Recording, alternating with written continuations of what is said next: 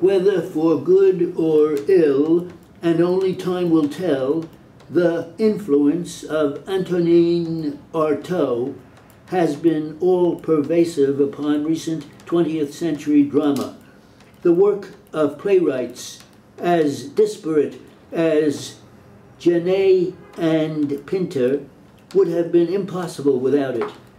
The avant-garde theater is particularly indebted to Artaud. Barrault hailed him as a kind of modern Aristotle. When I was at Bennington College lecturing on the history of drama a few years ago, no other name was bandied about so much as Artaud's, though I had the impression that the girls had only the foggiest notion of what he had done or what he stood for. Of course, everyone knows he invented the theater of cruelty, but since his phrase is a highly misleading one, the uninformed have been free to improvise on what it is that it actually signifies. A book in English stating the facts in their fullness has long been in requisition, and Bettina Knapp, whose previous studies of Genet and Jouvet have been excellent, excellent contributions to the history of the theater, has at last supplied it. Its publisher, David Lewis, a newcomer to the lists, is to be highly commended. He has already issued valuable bibliographies of Robert Penn Warren and Alan Tate, and is due to follow them with one of Edmund Wilson. But it is with Antonin Artaud, an imposing and handsomely printed book, that he launches publication for a more general public, and his choice is both admirable and reassuring. The book will be found fascinating on at least 2 scores. It is an absorbing account full of psychological interest, though Mrs. Knapp is content to let the facts speak for themselves. Of the life of a man who fought all his days against physical pain, developed his talent for self-torture into a fine art, and was eventually sent to a madhouse.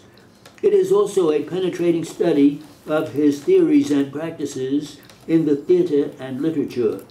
This is the best book Mrs. Knapp has written to date. Undoubtedly, Antonin Artaud's particular bent may be traced to the lifelong after-effects of the meningitis from which he suffered as a child, and to his self-conscious inability to follow or indulge in rational speculation. His temperament was deeply religious, and like all such people who lose their God, he had to transfer his religiosity elsewhere, in his case to the theater.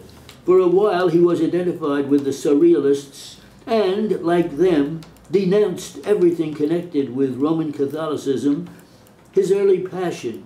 But when Breton, Aragon, and other members of the group joined the Communist Party, Artaud could not stomach the move, and before long his old friends in approved communist style were anathematizing him. It was in his theater of cruelty that his religious proclivities found full play, though the expression seems to imply some species of grand guignol. Nothing could have been further from Artaud's purpose.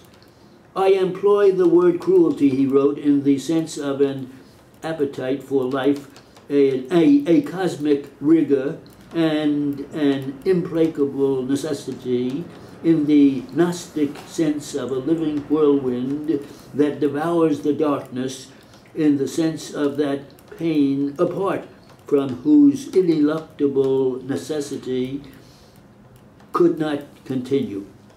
This is to say that cruelty is an attribute of living itself. It is cruelty, he went on, that cements matter together, cruelty that molds the features of the created world, or, as Bettina Knapp puts it, everything that is not dormant in life is cruel. Death, transformation, fire, love, appetite are all cruelties.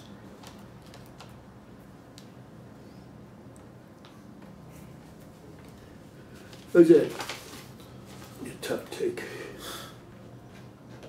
Yeah, that's pretty tough. A lot of times I just wrote name, because there's no way I'm going to even be able to read what... Oh, what name? There are a lot of French names in there. Oh, it sounds yeah, like. well, yeah, right, according to it here. I didn't do...